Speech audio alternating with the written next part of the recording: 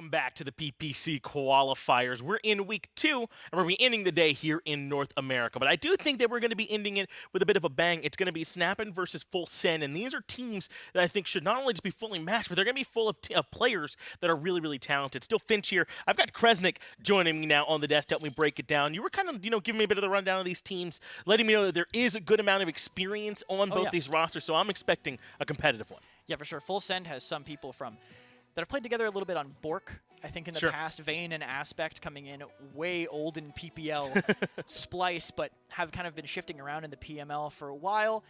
Recent roster changes for that team, too. Bagel out.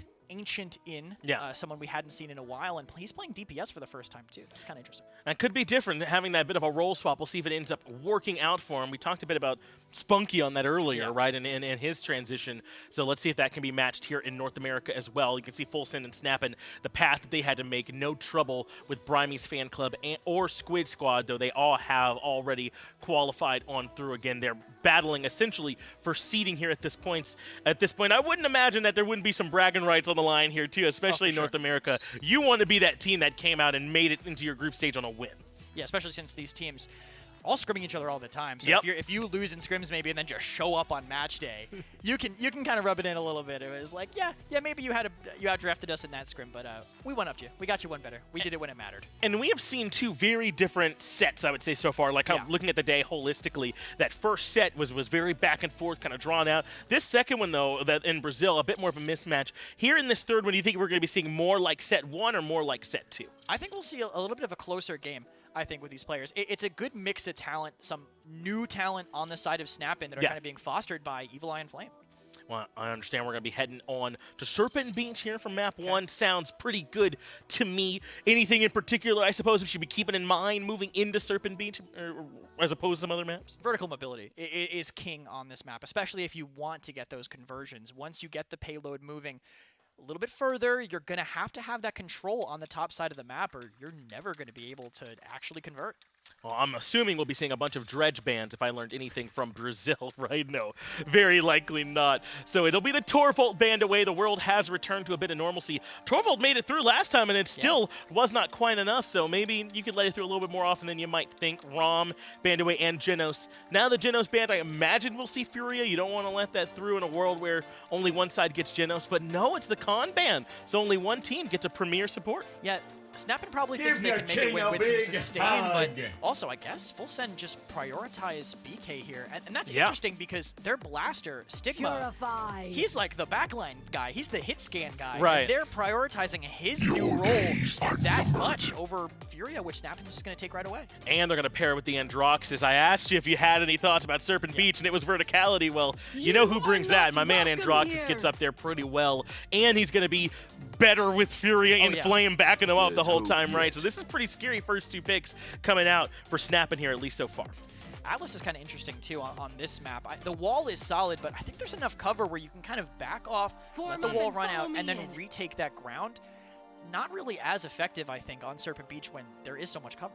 Yeah, I wonder if we're going to see prime Atlas value coming out here this time or not. Ash and Terminus follow that up. I thought that maybe we would mostly be seeing Terminus just on Ice Mines, but he's kind of spread out a little bit more. I feel like we're seeing him in a good amount of spots. Do you like the way that Terminus is being valued right about now, or do you think it's a bit too much or maybe not enough? I think it's solid. They're focusing more on, I think, just sustain, and I do find it interesting they're picking into the Atlas. He has the ability to rewind after he revives and take away a lot of his health pool, but still, they want to have that. If they can back everyone up into the top area with the Ash pressure, Terminus can only block in one direction, and he can just deny all the damage.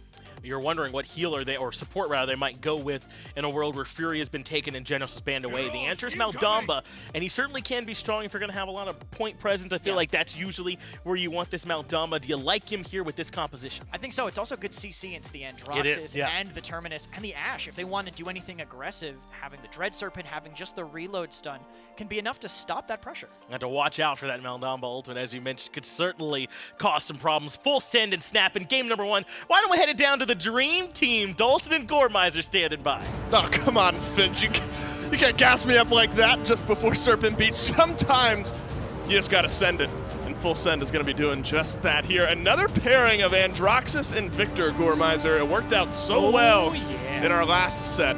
I expect big things from them this time around, especially with Evil Eye piloting that Andro. I'm excited. I can't remember the last time I've seen Evil Eye play Andro, so this will be really fun to go back and just be able to watch that.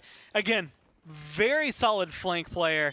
And as far as, it comes down to it, he is one of the top reasons we've seen some of these teams excel. Although you go back to Kanga, you can also look at maybe some shaky moments that he has had. But this time maybe finding himself on a little bit more of a comfortable team coming through, almost with him, Flame with him. And then Woodknock and Bones joining up this roster. But a lot of big enough names, I think, on Snappin' to level it out. I'm excited to see what Stigma and the rest of Full Send are able to do. Using the Cassie here for them. Evil Eye looking for that early flank. Atlas, notably another pick for Full Send that was only a quarter of the time picked, according to our stat screen, and he's found himself first blood. Evil Eye finds the punch for the return kill onto Stigma, but he's in a bad spot. 8 health he's able to dash away with, so this one starts off with a 1-for-1, but complete control of this mid is over to Full Send. And that's the biggest thing. I mean, it's 66-0 right now. Snappin' haven't been able to do anything to get in there. Flame Effects is controlling their high ground, but it's not giving them enough. Evil Eye finds a second kill, but you've got to get onto the point. Yeah, you let Androxus live with 8 health. He's going to make you pay for it, and Evil Eye pulls one more onto the Bomb King as Asdif is looking to move his way up this back ramp here. Flame Effects, finally somebody else that's not named Evil Eye getting some kills, and it's Flame Effects with a double. And just as in control as Full Send were, this is looking great here for Snappin', especially if they're able to clean up the kill onto Asdif, which they do, and now they're going to stagger out Aspect as well. A really good collapse then zone from them, right? Like good surrounding, encapsulating, and then just burning down Full Send. And what was, like you said, pretty much no body touching the point from Snappin' for the first, 30 seconds, if not a little more. Gets complete retaliation there. Snappin'. A couple of kills from Evil Eye really opened the door, and this Andro's become a huge pick. Yeah, we were wondering how it was going to look, and he answered that almost immediately. He hasn't died yet. He lived with single-digit health just a moment ago, and then a few double kills and some assists have helped him on his way to that nice 7 streak you see burning away. 2 minutes left. I imagine this is a lot of what we're going to see. Not necessarily him dying, but utilizing that verticality to get up, get behind that Cassie, and try to find some picks. I'll be honest, when I look at these rosters specifically, like just as preparation for the day and looking at where these teams could go, Full Send is kind of stacked, honestly, for what they have. Oh my god, Ancient. That was close. Playing it on the edge there. And Ancient is kind of the one that's maybe the question mark out of it. He played incredibly well last season in the minor league when he was picked up, but he was playing as the off-tank. And right now, the question mark is going to be around his DPS and what he can provide. I don't know how Evil Eye lived again there. Well, I do, and it's Bones providing him with a timing perfect heal there right towards the end of that one.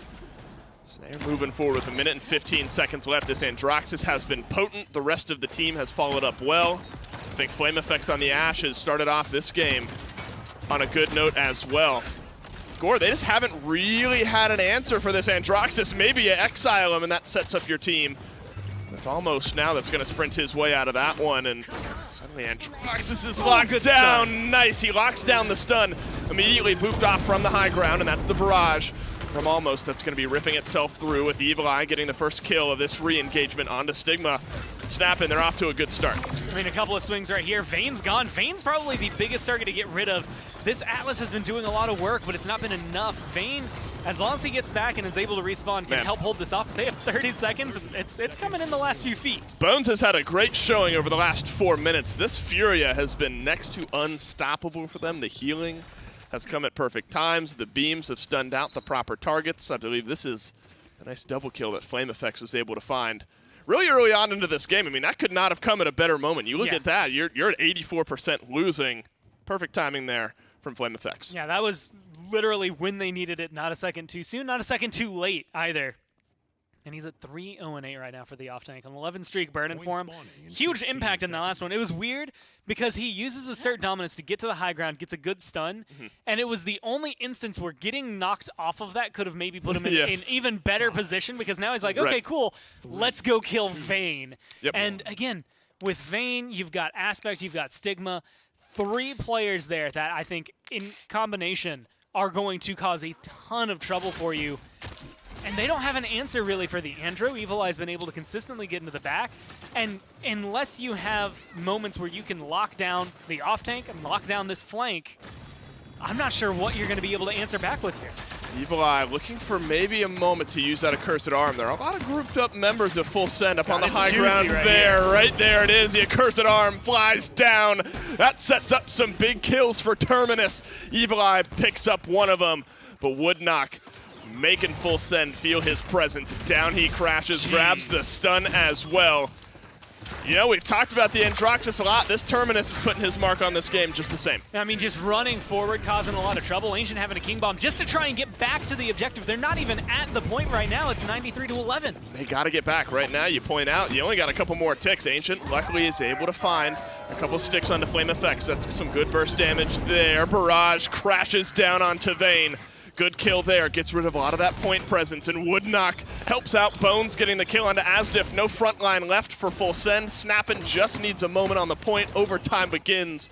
Overtime's gonna expire with Snappin' on top, 3-0. Dude, Bones is kind of fragging out. Like, yeah, what the? You're looking at this, I'm like, man, you know, you have an off tank that was 3-0-8. You've got Evil Eye doing a ton. Terminus opened up this round explosively. Still hasn't used his reanimate, by the way.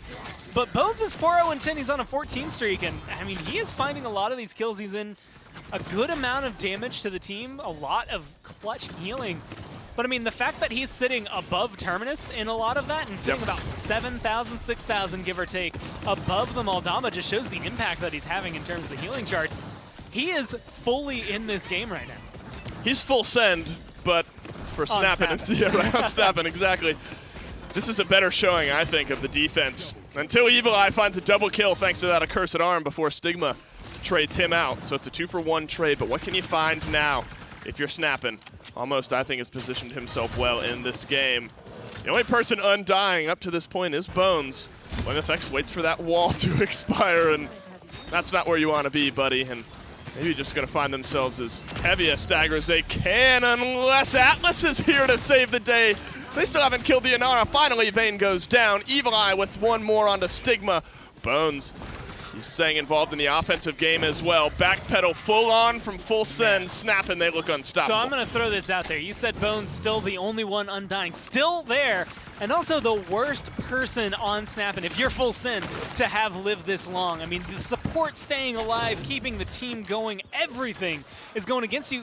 They're coming around the last corner, and they're coming around fast. Oh, Gore, I don't know. This barrage is decimating the health bars of Full Send as well. Asdiff has to use his second chance. That means you only got one of them. Woodknock back in, has the reanimate if need be, finds the stun onto Aspect, who's backed himself away as well.